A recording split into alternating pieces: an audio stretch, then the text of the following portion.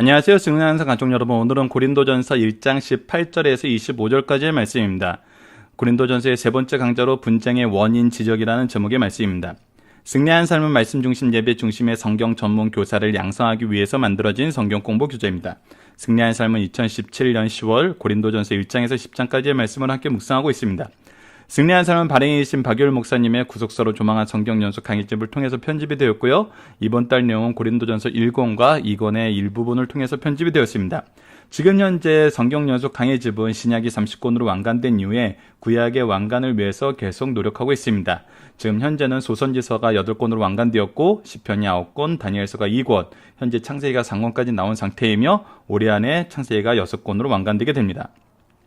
저희들 주일날 업로드되는 전체 구조를 통해서 위크스트를 통해서 구조의 내용을 살펴가고 있습니다. 이것을 저희들이 지리적인 여건에서 현대 도시교회와 이 고린도 교회의 유사성을 저희들이 살펴보면서 이것을 또한 언약신약적인 관점에서 창세기에 나타났던 이 구속사적인 하나님의 언약의 성취가 이 언약신약 안에서 어떻게 나타나는지를 보고 이것이 예수 그리스도의 부활로 성취되었고 이것이 어떻게 교인들에게 적용되고 있으며 또 무엇보다도 우리가 무엇을 집중해야 하다?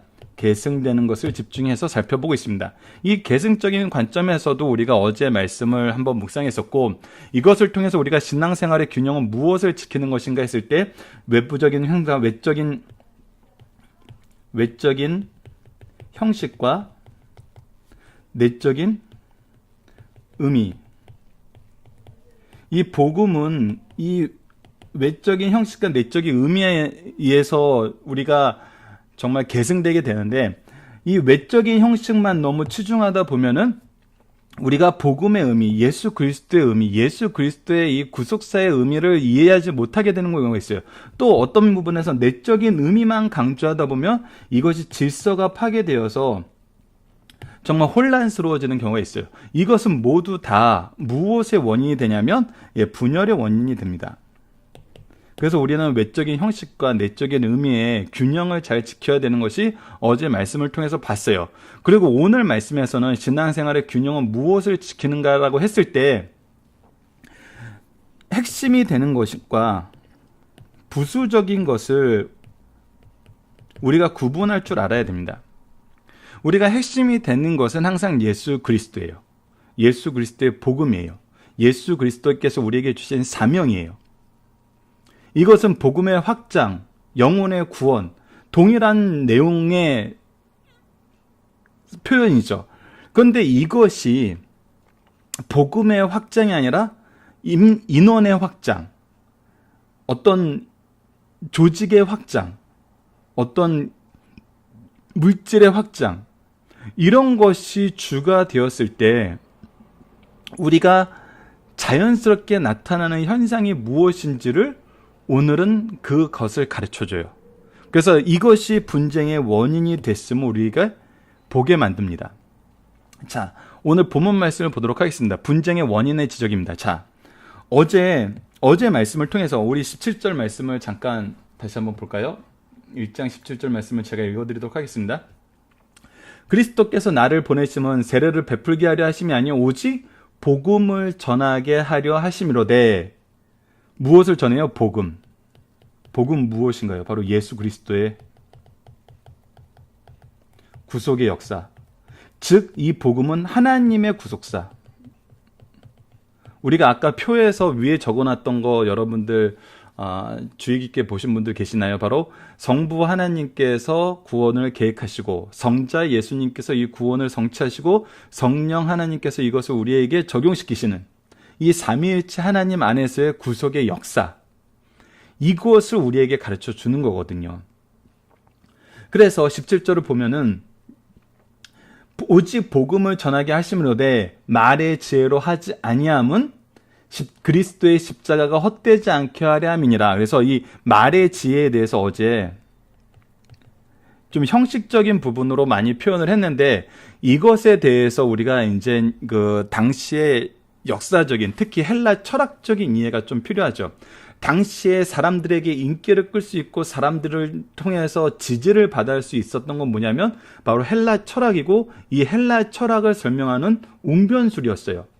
그래서 말의 지혜는 바로 이 철학적인 사고와 이 웅변에 의한 사람들에게 전하는 그 지식을 말하는 거였거든요.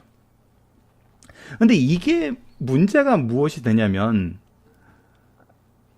이것이 십자가의 도를 전하기 위한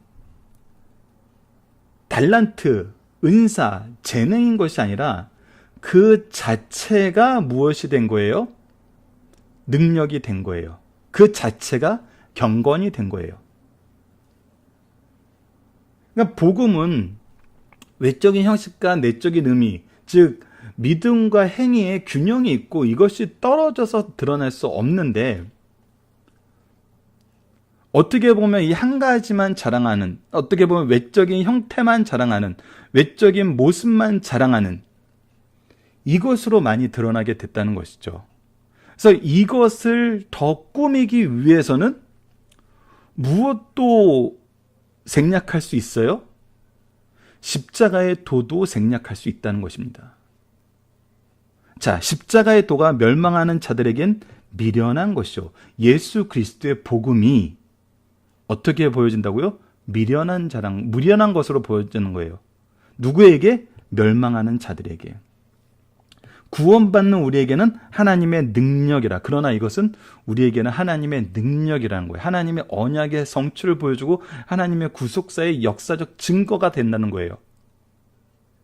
그래서 뭐라고 되어 있냐면 기록된 바 내가 지혜 있는 자들의 지혜를 멸하고 총명한 자들의 총명을 폐하리라 하였으니 지혜 있는 자가 어디 있느냐, 선비가 어디 있느냐, 이 세대의 변론가가 어디 있느냐, 하나님이 이 세상 지혜를 미련하게 하신 것이 아니냐. 하나님의 지혜에 있어서는 이 세상이 자기 지혜로 하나님을 알지 못하므로 이것이 바로 핵심이거든요. 이 세상 지혜로는 하나님을 알 수 있어요, 없어요? 없어요.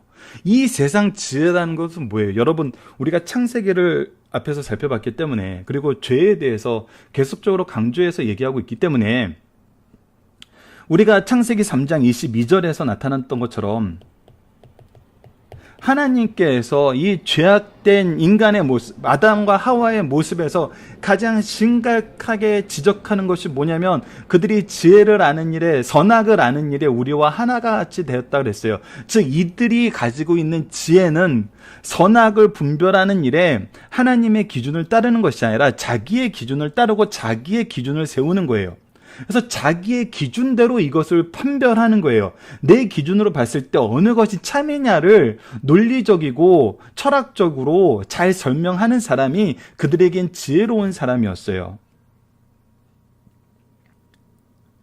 그래서 자기가 생각하는 의가 참된 의라는 것을 정말 논리적으로 확실하게 더 확고하게 정리해서 얘기할 수 있는 사람이 지혜로운 자였거든요. 근데 이거는 뭐예요? 출발점이 틀렸다는 거예요. 출발점이. 하나님의 기준이 있어요. 하나님의 기준이. 하나님의 기준이에요. 구속의 기준, 창조의 기준, 부활의 기준, 하나님의 기준이에요. 근데 나는 기준을 어디에다 세워놓냐면 여기다 세웠어요. 여기다. 내가 생각하는 기준은 이거라는 거예요. 그래서 이거는 맞고 이거는 틀리다는 거예요. 이렇게 얘기를 해요. 근데 말씀의 기준으로 보면 어느 부분도 틀린 거예요. 이 부분도 틀린 거예요.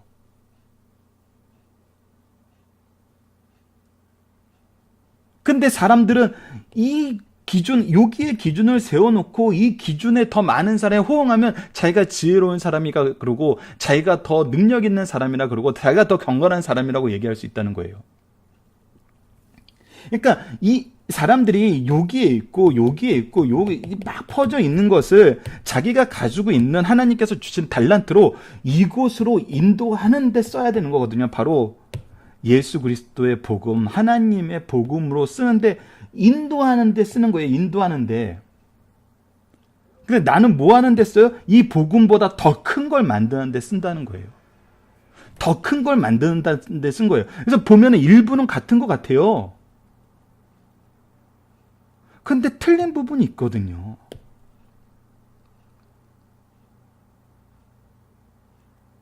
그런데 사람들이 무엇을 더 좋아해요?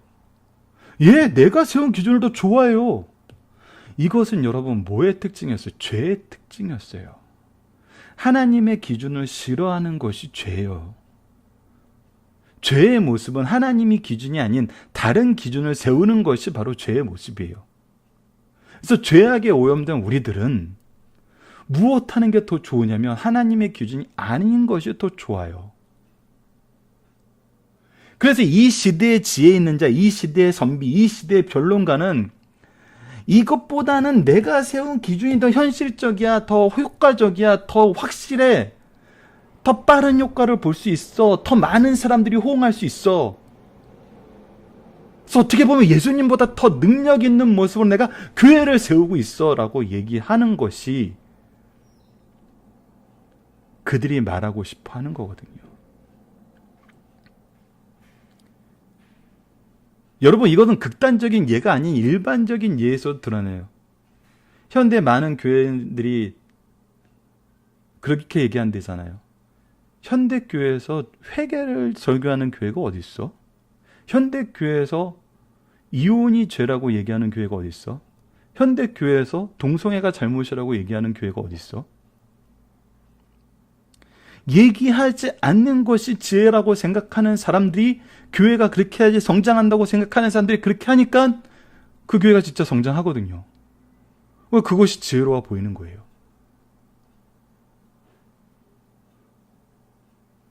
결국은 우리가 이미 경험하고 있는 상황이란 거예요. 이것이 지금 고린도 교회에만 특별하게 나타났던 상황이 아니라 성장이라는 이름 하에 우리 당을 만들어서 우리 당이 더 유능한 당, 더 능력 있는 당, 더 많은 사람에게 지혜를 받는 당이 되기 위해서 하는 것과 동일하다는 거예요.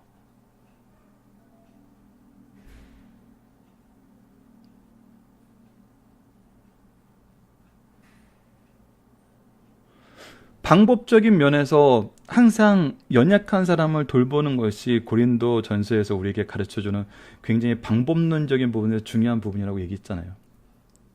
그런데 이것을 현대 지혜가들은 어떻게 했습니까? 요즘엔 누가 새벽 예배 나오고 싶어 하니? 새벽 예배 없어도 돼. 요즘엔 누가 주일 성수 하려고 하니? 그냥 한 번만 예배 드리는 걸로 끝내도 돼.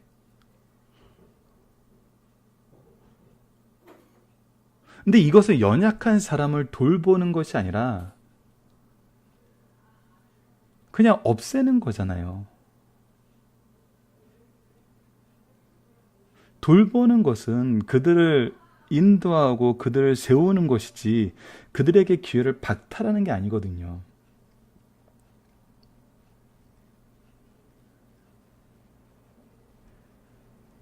저는 준비 찬송은 어느 정도 이해가 되지만 본 예배 때 찬송을 할 때 찬양 리더가 앞에 나와서 인도를 하는데 막 교회 전체 화면에서는 막 교인들과 막 찬양 리더들을 막 현란하게 마치 우리가 공연 보는 것처럼 막 화면을 전환하고 막 자막을 깔고 특수 효과를 넣어서 이렇게 보여주면서 비트도 막 이렇게 이상하게 이 앞뒤로 반박자씩 당기고 밀어가면서 막 이렇게 불러요.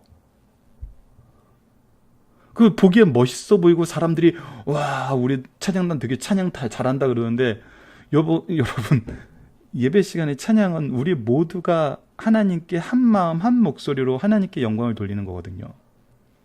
어르신들이 그 찬양을 따라갈 수가 없어요. 이것은 내가 옛날에 분명히 부르고 내가 어려서부터 불렀던 찬양인데 박자가 틀리고 뭐 후렴이 틀리고 그리고 화면에서 뭐 이렇게 정신없이 보내주고 있는지 그 화면 보다가 지나가고, 이건 오히려 찬양을 빼앗는 거잖아요. 찬양을 돕는 것이 아니라. 근데 이것을 세상 사람들이 더 좋아하고 세상 사람들이 이것을 만들어서 보여주면 굉장히 뿌듯하거든요. 우리 교회는 이런 것도 할 수 있어요 라고 보여주는 것 같아서. 우리 교회는 이런 방송, 지금 당장 어느 방송국에 우리 교회 시랑 테이프를 전해줘도 당장 틀을 수 있는 퀄리티의, 이 방송과 퀄리티의 그런 영상을 제작할 수 있어요 라고 마치 자랑하는 것처럼.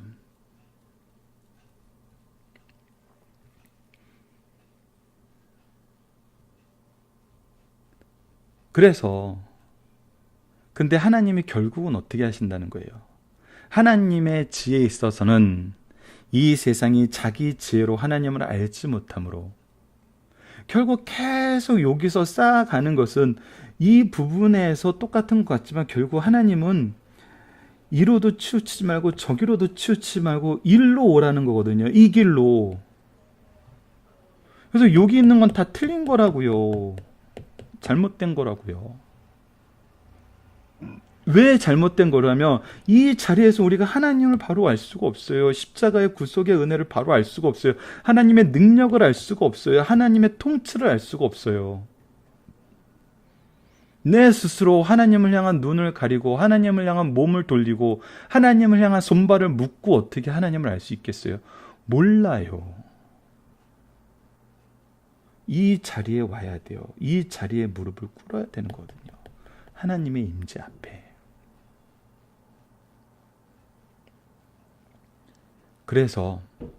그래서 하나님이 이곳에 있는 자들을 이곳으로 불러 모으시는데 무엇을 사용하신다는 거예요? 전도에 미련한 것으로 믿는 자들을 구원하시기를 기뻐하셨도다. 너희들이 미련하다고 얘기하는 예수 그리스도의 복음, 예수 그리스도의 구속, 하나님의 구속사, 이것을 전하는 것으로 구원을 이루시기에 기뻐하셨다는 거예요.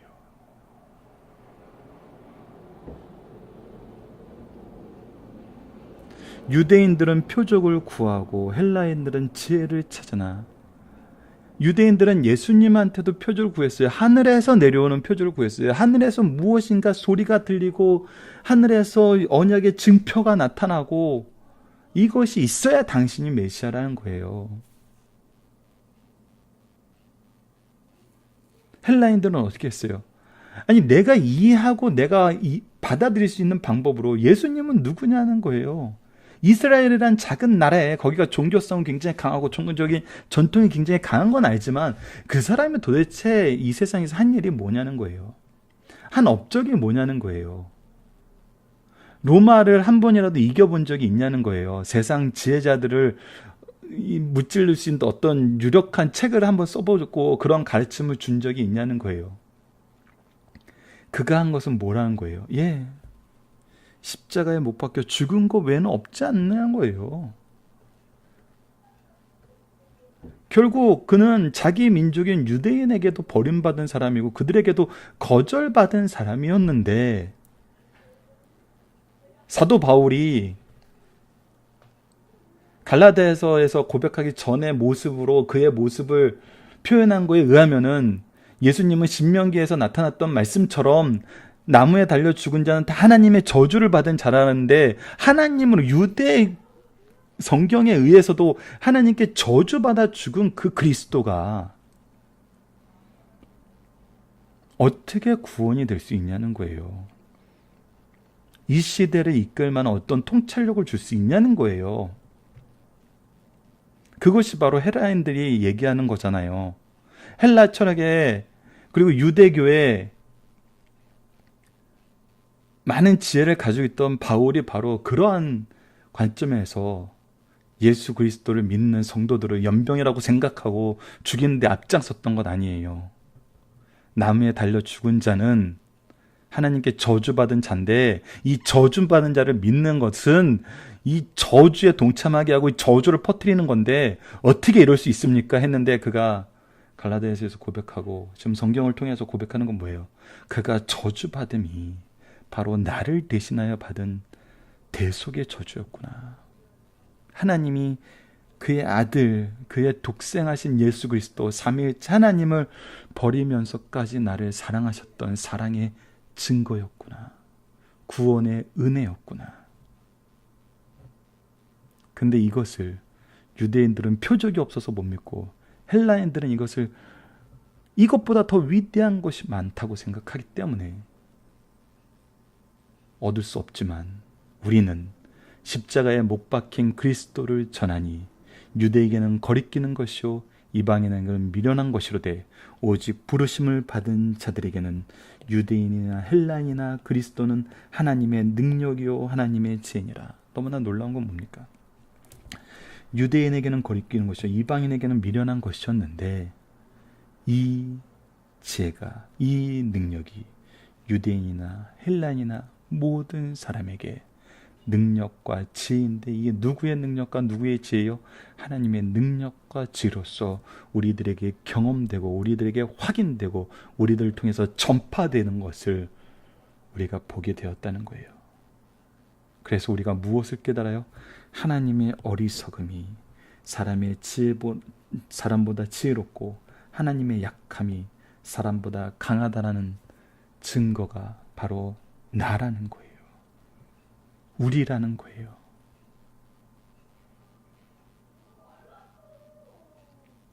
이것을 우리가 보게 된다는 것입니다. 이것을 보게 된다는 거예요.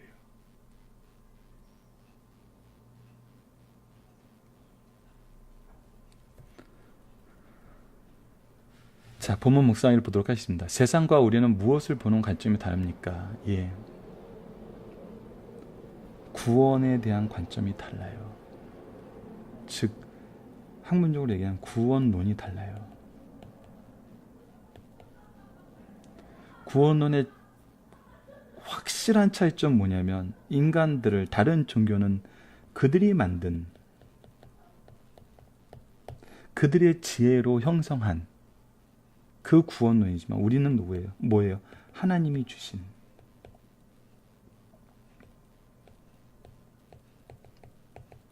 이거의 차이거든요. 그래서 우리가 이것을 구속사라고 얘기하잖아요. 구속사는 누구의 역사예요? 하나님의 역사예요. 그래서 우리는 모든 것을 바로 이 구속을 주시는 하나님의 기준으로 봐요. 근데 세상은 뭘로 봐요? 자기가 좋아하는 것, 자기가 지혜롭다고 생각하는 그것으로 봐요. 저는 방송에서 공개적으로 얘기하는 사람도 봤어요. 제발 방송에 나와서 하나님의 은혜 얘기하지 말라고. 여러분, 창조를 믿는 사람을 왜 과학계에서는 별로 이렇게 신뢰하지 않는지 아세요? 신뢰를 떠나서 그들은 신뢰의 거리도 생각되지 않는다고 얘기해요. 왜 그러냐면 우리가 할 게 없잖아요. 거기에 인간의 업적, 인간의 지혜, 상아탑이 하나도 없어요. 창조에는. 근데 진화에는 무엇이 있어요? 그 진화를 형성하고 그 진화를 설명하는데 어마어마한 인간의 지혜와 그 과학적인 업적들이 계속 거기 축적되거든요. 뭐예요? 그들의 상아탑을 쌓는 거예요. 뭐예요? 그들의 탑을 쌓는 거예요. 그래서 과학으로는 창조를 설명할 수가 없어요. 창조를 설명하기 위해서 만들어진 도구가 아니에요. 십자가의 도가 여기 있는데 그들은 과학의 도는 여기 있어요. 이걸로 이걸 설명할 수가 없다니까요. 단 이끄는 데는 쓸 수 있어요. 무엇을 통해서? 전도를 통해서. 그래서 전도를 하기 위한 도구인 것이지 이것이 탑이 되어서는 안 된다는 거예요. 이것이 바로 은사와 은혜의 차이점이에요. 은사는 이 은혜로 이끌기 위해서 우리에게 주신 거예요. 때로는 은사 자체가 은혜로 보이는 경우가 많은데 구분이 돼요. 우리에게 받은 은사를 무엇을 위해 쓸 것인가? 우리가 피아노를 잘 치는 은사를 받았어요. 근데 이걸 가지고 세상에서 학문적으로 굉장히 위대한 음악을 연주해서 사람들에게 음악의 위대성을 가르쳐주기 위해서 쓸 것인가? 아니면 우리가 이것으로 하나님을 찬양하면서 하나님을 바라보게 하기 위해서 쓸 것인가? 이거는 분명히 차이점이 있는 거거든요. 물론 언제, 어떻게, 누구를 위해서 쓰임 받느냐는 사람마다 다 다르기 때문에 피아노에 재능이 있는 사람은 세상 음악 하지 말고 오직 하나님을 위한 찬송가만 만들어. 이거는 잘못된 것이죠. 왜? 하나님의 부르심은 일방적이지 않거든요. 한 가지로 제한되지 않거든요. 그래서 그 중심에 하나님을 향한 복음의 열정, 하나님을 향한 구원의 확신이 굉장히 중요한 거거든요. 자, 계속 봅시다. 이렇게 다른 관점 중에서 어느 것이 옳은가? 그것을 어떻게 증명되는가? 자, 이것이 어떻게 증명되는지 우리가 볼 때는 세상적인 기준, 다른 기준을 얘기하는 걸로는 절대 교회가 하나 되지 않아요. 절대 교회가 바로 서지 않아요. 절대 그곳에서 예수 그리스도의 이름이 풍성하게 선포되지 않아요. 즉 전도가 안 돼요. 요즘에 이제 목사님들을 자주 만나는데 목사님들이 항상 영적인 짐을 지고 있는 것 중에 하나가 그거예요. 성장하는 교회 목사님들이 지고 있는 영적인 짐. 교회가 수평 성장만 하는 게 너무 아프다는 거예요. 우리 교회가 부흥되는데도 내가 세례를 주고 내가 말씀으로 양육하고 내가 하나님께로 인도하는 영혼이 없다는 거예요.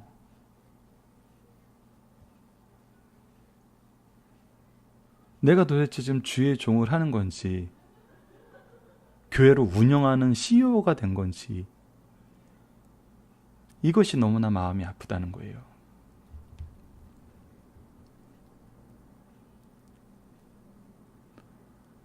그래서 여러분들 정말 교회가 자랑하는데 우리 교회는 이런 것도 해, 저런 것도 해, 이런 것도 있어, 저런 것도 있어 그런 식으로 자랑하려고 그러지 마세요. 정말 어떻게 보면 자랑할 수 있는 유일한 것은 우리 자녀가 이렇게 신앙 고백을 했어. 우리의 삶 속에 예수 그리스도의 은혜를 이렇게 나눌 수 있었어.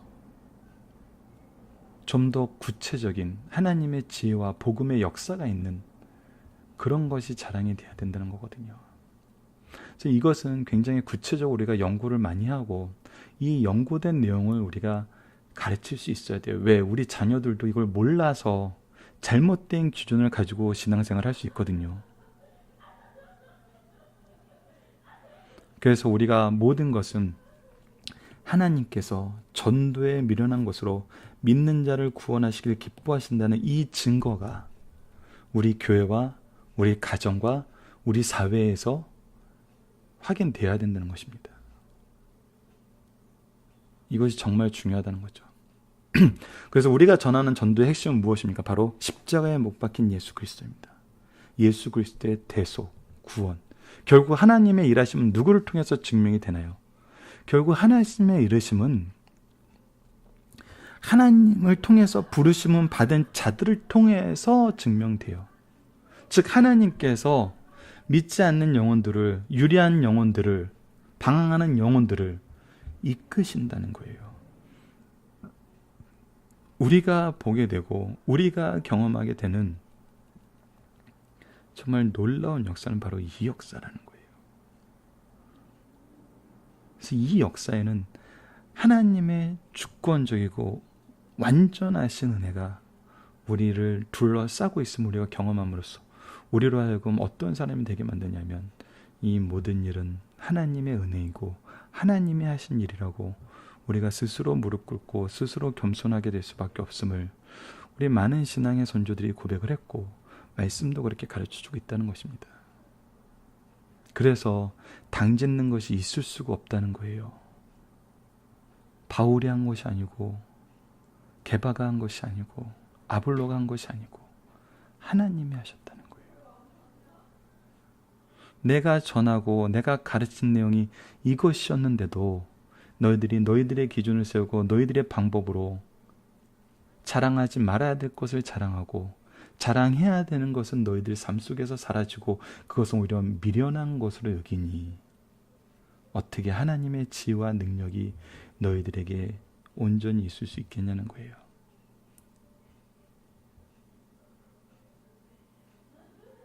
이것을 우리가 잘 이해해야 됩니다. 중심 사상을 보도록 하겠습니다. 본문의 배경을 살펴보자. 교회에서 가장 큰 죄악이요 비극은 상호간에 신뢰하며 하나 되지 못하는 분파와 당쟁이다. 분파와 당쟁의 근본 원인은 인간 숭배, 인간의 영웅성, 인간적 이해관계 등입니다. 이때 하나님의 절대성은 무시되고 그리스도보다 인간이 높임을 받음으로 무의식적일지라도 그리스도를 모독하는 죄를 범하게 돼요. 요즘에 누가 회개를 얘기하니, 누가 저주를 얘기하니, 누가 말세를 얘기하니, 이것은 오히려 무의식적으로 그거를 얘기하지 않음으로써 나는 잘못된 얘기는 안 하지만 안 하는 거에서 끝났지 나는 죄를 범하지 않았어 라고 얘기할 수 있는데, 여러분들 전해야 될 것을 전하지 않는 것도 죄를 범하게 되는 것입니다. 그리스도의 십자가보다 다른 것이 우리 교회에서 더 높임을 받고 더 소중히 여김을 받고 더 존귀함을 받는다면은 잘못된 것이죠. 그리스도를 모독하는 것이 된다는 겁니다. 십자가의 구속으로 속죄함을 받고 세례로서 그리스도와 주종관계를 가진 신자에게 그리스도 외에 절대 충성의 대상이 있어서는 안 된다. 주는 한 분 외에는 더 있을 수 없다. 이러한 단순한 진리가 파악되어질 때 분열과 당장은 해소될 것입니다. 오히려 주님 외에는 한 분밖에 없다는 것을, 충성의 대상, 믿음의 대상, 우리 행동의 기준이 오직 예수 그리스도라는 걸 알게 될 때, 예수 그리스도의 복음에 대한 명령이고 우리에게 주어진 소명임을 알게 될 때 오히려 분열과 당쟁은 해소돼요. 모든 것이 질서 있게 되게 돼요. 교회의 놀라운 점은 예수 그리스도로 향했을 때 모든 문제가 그냥 갑자기 펑 하고 사라지는 것이 아니라 교회가 놀랍게 질서가 형성되는 걸 보게 돼요. 놀랍게 그리스도의 역사가 일어나는 걸 보게 된다는 거예요. 왜냐하면 모든 당파적 분쟁은 이 진리를 떠난 인간 중심이 그 동기가 되기 때문입니다. 그래서 모든 기준을 버리고 예수 그리스도 앞으로 모아야 됩니다. 여기서 바울은 하나 될 것을 호소하면서 주만 바라보라, 주께만 충성하라고 강요하고 있습니다.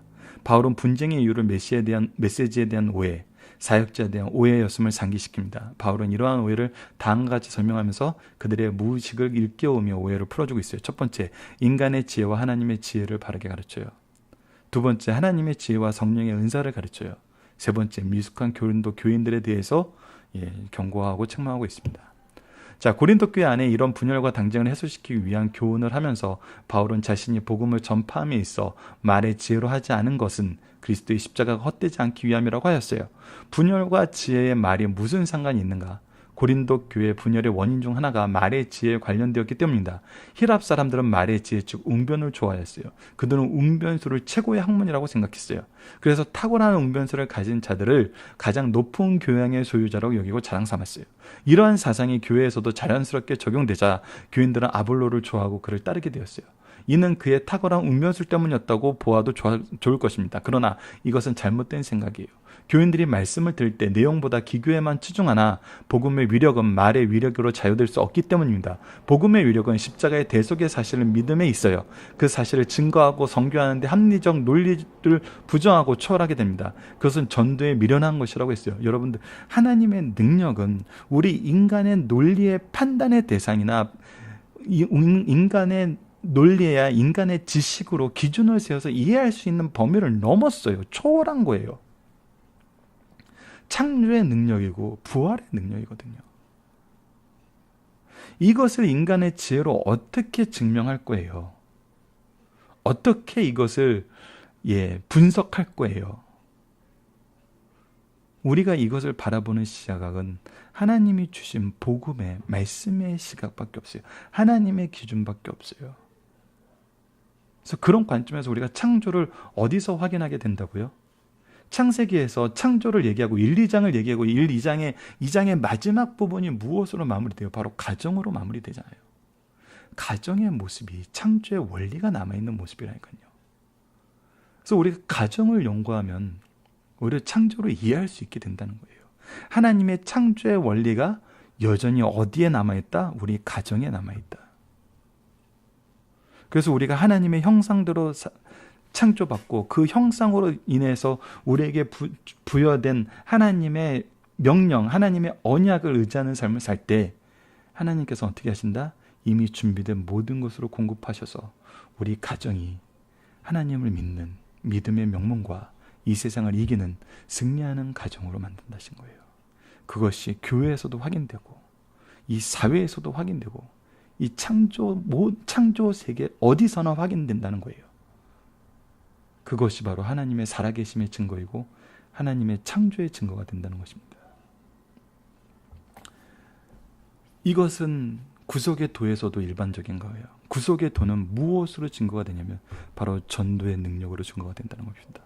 교회를 통한 하나님의 일하심을 통해서 증거가 된다는 겁니다. 그러므로 십자가의 도는 일반 사람, 특히 인간의 지혜를 자랑하는 헬라인 지성의 노예는 어리석은 것으로 보였다. 그러나 바론이 전도에 미련한 것을 통해서 십자가의 위대한 구속적 의의와 하나님의 은총을 이해시키려 하였다. 이것이 곧 하나님의 지혜라는 거예요. 따라서 십자가의 도를 통해서 하나님의 지혜가 나타나는 동시에 인간의 지혜의 제한성과 어리석음을 드러나게 된다. 이런 맥락에서 인간의 지혜와 하나님의 지혜의 가르침을 다음과 같이 분류할 수 있습니다. 첫 번째, 1장 18절에서 25절은 십자가의 도는 미련하게 보인다. 1장 26절에서 31절은 십자가의 도를 따르는 성도들은 미련하게 보인다. 고린도전서 2장 1절로 5절은 십자가의 도를 전하는 방법도 미련하게 보인다. 그러나 이것이 무엇이다? 하나님의 지혜다. 하나님의 능력이다. 하나님의 역사이십니다.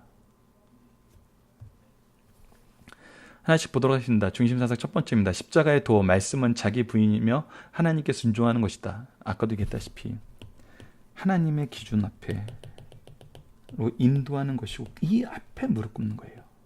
다른 기준을 세우는 것이 아니라 다 틀린 거예요. 오직 이쪽으로 인도하고 이 앞에 무릎 꿇는 겁니다. 십자가의 도의 내용은 인간의 죄를 위하여 대신하여 하나님의 아들이 십자가의 형으로 제물이 되어 인간을 구원했다는 것입니다. 오직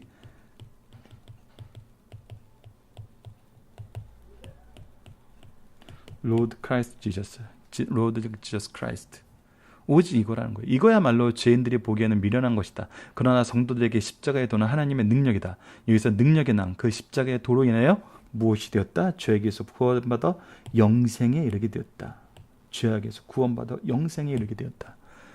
삶 속에서 죄의 세력을 이기고, 그래서 우리가 무엇하는 사람? 승리하는 삶을 사는 승리한 구속사의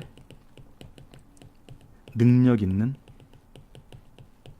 일꾼들이란 겁니다.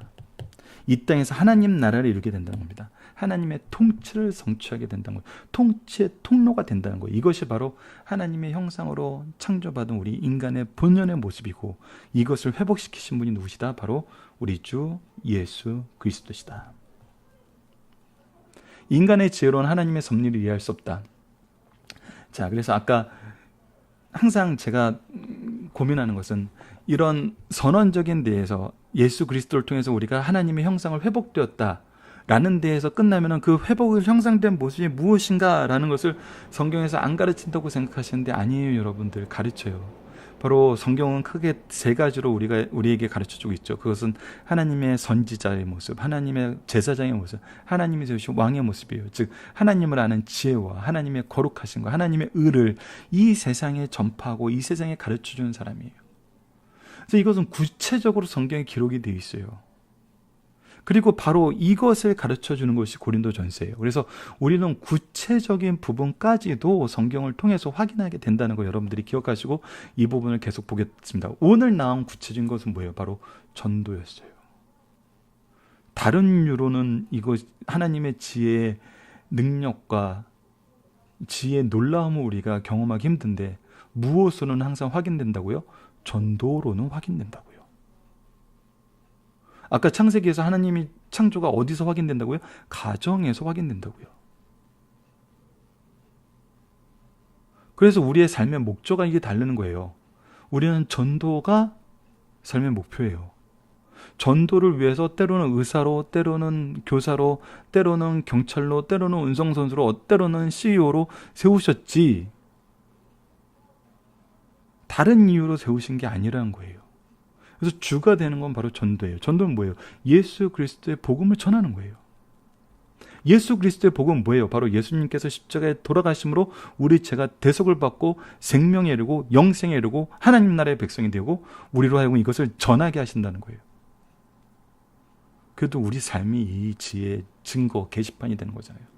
당시 지성의 대표는 헬라의 철학자, 유대의 서기관, 헬라의 변론가이다. 그러나 이들의 지혜로 어찌 하나님을 바르게 알 수 있겠는가? 지혜로운 원숭이가 쓴 인간에게 어찌 대학 교양 교재가 될 수 있을 것인가? 인간이 쓴 하나님에 대한 논증이 어찌 하나님을 가르치는 교재가 되겠는가? 그러니까 참 과학으로 하나님을 증명할 수 없어요. 과학이 우리의 신앙의 교재가 될 수가 없어요. 그래서 우리의 신앙의 교재는 무엇이에요? 하나님의 자기 계신 성경 말씀뿐이라는 거예요. 그래서 하나님을 증거하고 하나님을 알게 하는 데는 과학적 사고로 증거가 되는 것이 아니라 과학적 사고를 있는 사람들에게 바르게 가르치기 위해서 그것을 사용할 뿐이지 내용과 방법은 어떤 방법이란 거예요? 바로 성경이 가르쳐주는 방법이란 거예요. 방법과 내용 면에서도. 자, 하나님께서 사람의 영의 눈을 밝히시면 십자가의 복음을 믿을 수 있다는 겁니다. 십자가에 대한 세 가지 반응이 있어요. 표적을 구하는 유대에게는 거리끼는 것이에요. 지혜를 구하는 헬라인에게 미련한 것이에요. 그러나 성령의 인도하심을 받은 성도에게는 하나님의 능력이요 지혜라는 거예요. 오늘 우리가 이렇게 믿고 구원을 얻은 것은 하나님의 특별한 은혜요 지혜의 성령께서 영의 눈을 밝혀 십자가의 구속의 복음을 믿게 하는 것임을 가르쳐 주신 말씀이에요. 즉 누구의 일하심이란 거예요? 하나님의 일하심, 성령의 일하심이란 거예요. 우리는 그 도구일 뿐이라는 거예요. 그래서 우리가 가진 세상 지식과 세상 재능이 바로 전도의 핵심이 아니라 성령의 일하심에 그것이 핵심이고 그 핵심을 위해서 핵심에 쓰임받게 하시기 위해서 핵심에 쓰임받는 나에게 말과 마음과 행동과 환경에 변화를 하나님께서 주신다는 거예요. 그러나 이거는 부수적인 거라는 거예요. 오직 우리는 무엇을 통해서? 복음을 통해서 전하게 된다는 것이죠. 살펴보기 정답 여러분들 카페를 통해서 확인해 주시고요. 교회 분파의 원인에 대해서 저번에 우리가 위크스터디 때도 설명했던 부분이 바로 사도행전 3장 12절입니다. 사도행전 3장 12절이 바로 그 부분이죠. 베드로와 요한이 안진병이를 일으켰을 때 이것을 보고 백성들이 환호하자 이렇게 합니다. 3장 12절 읽어드리겠습니다. 베드로가 이것을 보고 백성에게 말하되 이스라엘 사람들아 이 일이 왜 놀랍게 여기냐? 우리가 개인의 권능과 경건으로 이 사람을 걷게 하는 것처럼 왜 우리를 주목하느냐? 우리의 개인의 경건과 권능이 아니라는 거예요. 너희들이 무엇을 봐야 된다? 13절을 보면 아브라함과 이삭과 야곱의 하나님과 우리 조상의 하나님이 그 종 예수를 영화롭게 하셨느니라. 너희가 그를 넘겨주고 빌라도에게 놓아주기로 결의한 것을 너희가 그 앞에 거부했으나 너희가 거룩하고 의로운 일을 거부하고 도리어 살인한 사람을 놓아주기를 구하여 생명의 주를 죽였도다. 그러나 하나님이 죽은 자 가운데서 그를 살리셨으니 우리가 이 일의 증인이라. 바로 15절 말씀이 핵심이란 거예요. 너희들이 이 일을 경험하는 것은 바로 15절 말씀. 생명의 주를 죽였도다. 그러나 하나님이 죽은 자 가운데서 그를 살리셨으니 우리가 이 일에 증언된 것을 믿게 하시기 위해서 하나님께서 이 일을 우리에게 허락하신 것이지, 즉 이것은 너희들에게 이 일을 믿게 하시는 하나님의 은혜의 역사이고 하나님의 일하심이지, 이것을 너희들이 우리의 경건과 우리의 능력으로 바라보게 되면 무엇을 못 보냐면 예수 그리스도의 은혜를 못 보게 되고, 이 일이 나를 섬기는 데 쓰인 것이 아니라 나를 통해서 너희들에게 주시고자 하시는 은혜의 통로로 봐야지. 그래서 오늘 너희들이 이 일을 경험한 것은 너희들을 사랑하시고 너희들로 하여금 믿게 하시기 위한 하나님의 일하심이고 너희들이 그 중심에 있는 것이지 우리가 중심에 있는 것이 아니라는 거예요. 이것이 바로 영적 리더가 가르치는 부분이고 이것이 바로 전도의 능력이라는 것입니다. 이때 어떻게 됩니까? 오히려 이 일 이후에는 예루살렘 교회는 핍박이 시작하는 그 계기가 됐지만 동시에 무엇을 증거하는 계기가 됐어요? 교회의 승리를 증거하는 계기가 되었어요. 사내들인 공의 앞에서 담대히 말씀을 전하고 예수 그리스도의 복음을 전했어요. 그리고 그들은 승리의 찬송을 하면서 고난까지도 이미 언약 안에서 하나님께서 말씀하신 그대로 성취됐음을 찬양할 수 있었어요. 그리고 성령의 놀라운 은혜가 다시 예루살렘 교회를 놀라운 은혜가 예루살렘 교회에 풍성히 임함을 우리가 성경을 통해서 확인하게 됩니다. 자, 적용하게 보도록 하겠습니다. 하나님이 우리에게 나타내시는 자기 계시는 무엇입니까? 우리는 이것을 어떻게 나누고 있나요? 하나님이 우리에게 나타내신 자기 계시는 성경이고, 이것을 우리가 나누는 방법은 바로 전도예요. 그래서 우리가 성경 말씀으로 바르게 훈련받고 바르게 전도하는 이 전도의 놀라움은 여러분들 정말 우리의 영역이 아니라는 것이, 최근에 정말 목사님들 만나면서 실제로 전도를 한 명도 나가지 않았는데, 그것이 물론 이제 수평 이동이었기 때문에 마음 아픈 것이 나중에 있긴 했지만 하나님이 보내주시더란 거예요. 누구를? 상처받은 영혼들을, 말씀에 갈망한 영혼들을. 그래서 말씀을 열심히 준비했더니 하나님이 보내주시더란 거예요. 그래서 하나님 말씀을 잘 준비하는 것만으로도 하나님께서 이 전도의 능력을 우리에게 허락해 주시는 것을 경험했다는 정말 목사님들의 증언을 제가 들을 수 있었습니다. 저 또한 이것을 확인하면서 자라났었고, 그리고 전도라는 것은 우리가 어떤 특정 대상을 놓고 하는 경우도 있지만 일반적인 형태의 전도, 대중을 향한 전도도 있잖아요. 이 전도의 수고를 통해서 하나님께서 열매 맺게 하신다는 것도 또한 교회에서 계속적으로 보고되고 확인되는 부분이에요. 그래서 말씀을 바로 준비하고 전도의 수고를 통해서 하나님이 영혼들을 채워주신다는 거예요.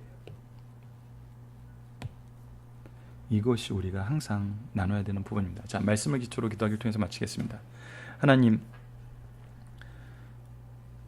우리를 부르신 하나님의 방법과 내용과 은사가 각각 다름을 인정합니다. 그러나 이 모든 것이 주 예수 그리스도를 향하여, 주 예수 그리스도로 인하여 주 예수 그리스도를 전하게 하기 위해서 주신 하나님의 지혜와 능력임을 경험하고 인정함을 고백합니다. 우리가 이제 각각의 은혜를 우리의 능력과 자랑으로 드러낸 것이 아니라 오히려 그리스도를 위해 이 은혜를 나누며 섬기며 봉사하는 주의 종들이 되게 하여 주소서. 그래 우리를 중심으로 분쟁하는 것이 아니라 우리를 사용하시는 하나님의 은혜로 교회가 하나 되게 하여 주소서. 오직 그리스도의 주 되심이 선포되게 하여 주소서. 예수님 이름으로 기도드립니다. 아멘.